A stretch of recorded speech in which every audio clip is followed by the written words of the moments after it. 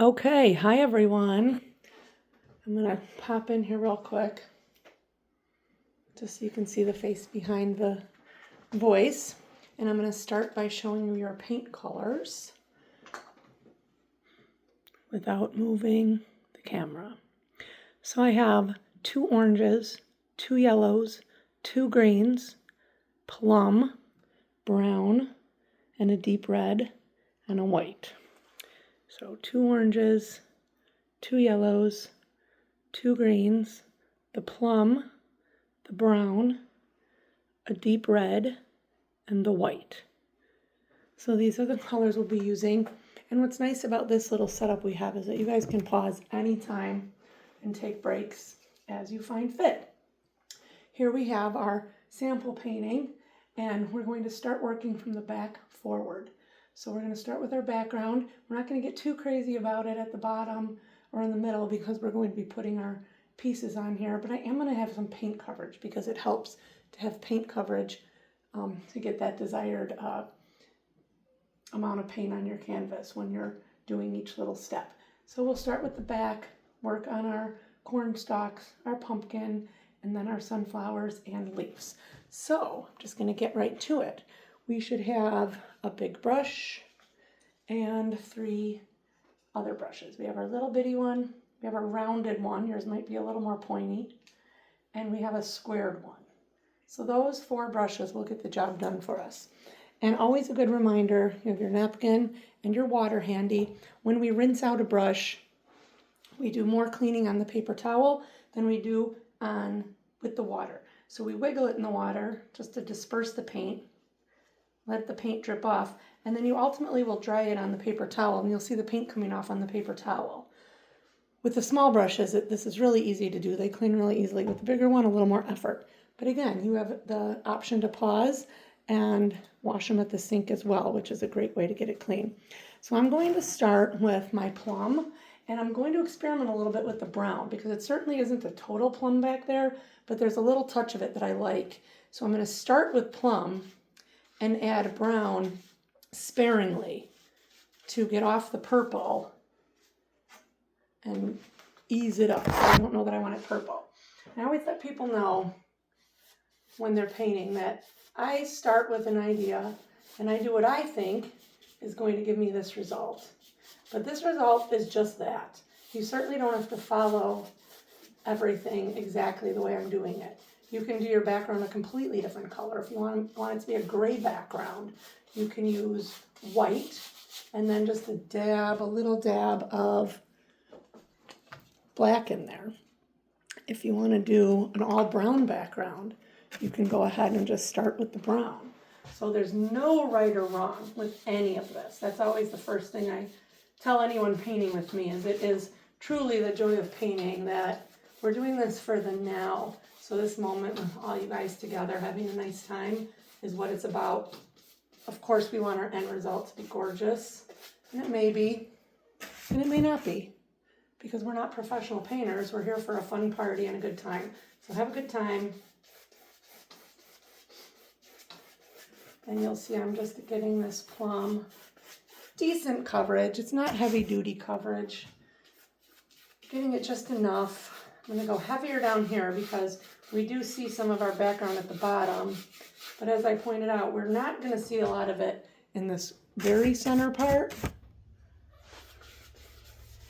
And I just accidentally got a little brown on there, which I'm happy about because I can start to see how that's going to look. So I have a fairly good coverage of plum. I am going to get some in here just so I have something here. And I'm going to add the brown like so. I want to add it little by little because I'm not sure how I'm going to like the change of the color. So I'll start with a little like so. And sorry if my cameraing isn't the best. And I'm going to add this brown all around so that it mixes in equally everywhere. So you'll notice I did not wash my brush when I added the brown. I just went ahead and put it right on top of the brush with the plum on it.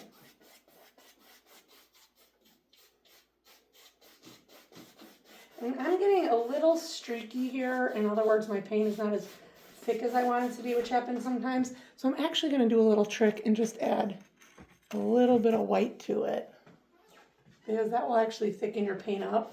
And you can darken it back, but getting a little white in here is going to give us a texture that we want a little more. So you'll see I'm certainly changing it up. And this is fluid, so we kind of experiment and go along. If you didn't have that and you felt like your paint was going on nice and thick, you don't have to add this white. So this kind of painting, particularly with the background, can just all be very experimental. Because again, there's no right or wrong.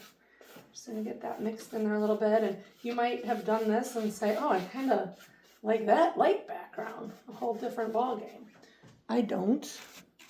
I like the plum and the browns. Now I'm gonna go right back to it and darken up again. So you'll see that I'm really playing with the paint here. Now my paint's going on really smooth.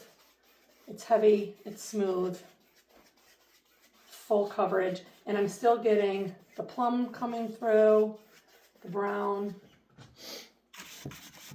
So as I'm dipping in, here's what it looks like. My brush still has plum, still has brown.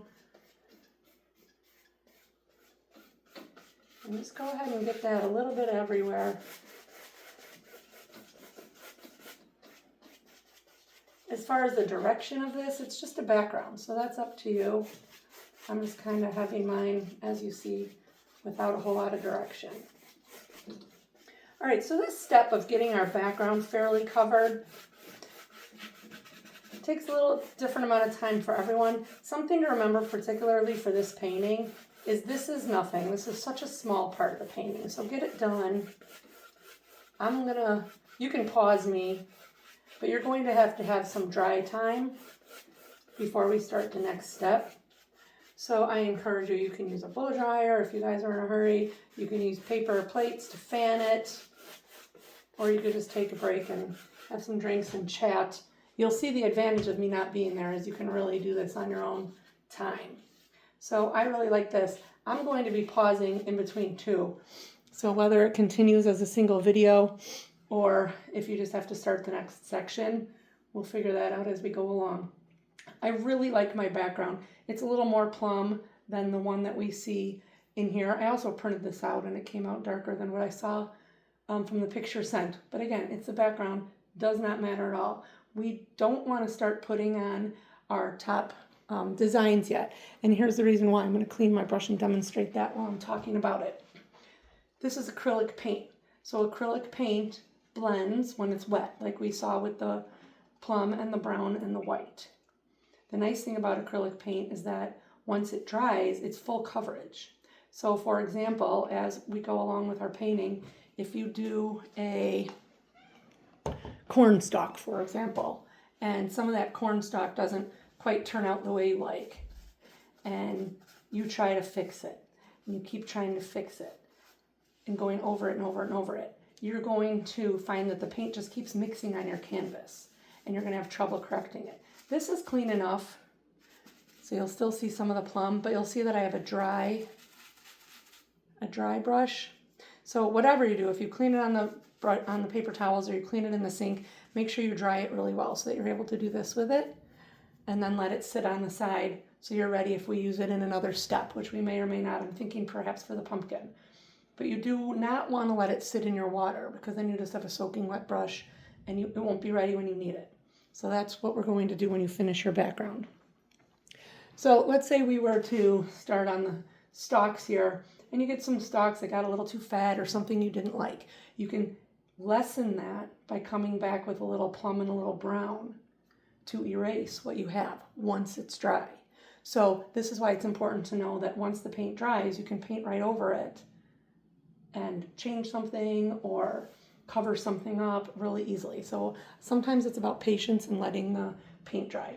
Now, instead of leaving the camera on and watching this paint dry, I'm going to pause it, and when I'm ready, we'll start the next section.